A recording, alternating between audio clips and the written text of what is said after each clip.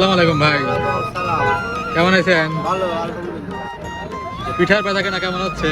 পিঠা বেচা কেনা তো ভালো হয়, এখন একটু কাজ তাই একটু এখন কম হয়, আরো 2 টাকা হয়। প্রতিদিন কয়শো পিস পিঠা বানাচ্ছেন এখন? 200 250। 200 250। হ্যাঁ।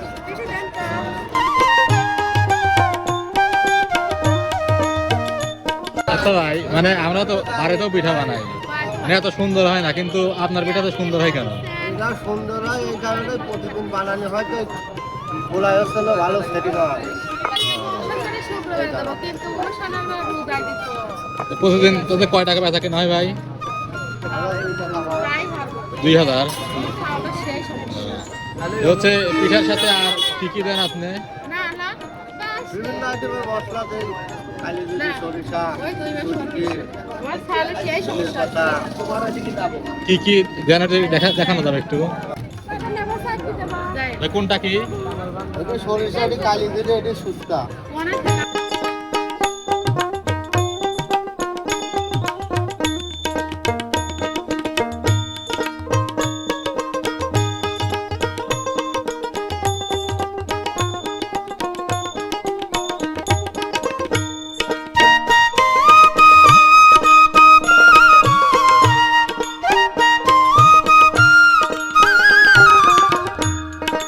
পিঠা কেমন টেস্ট?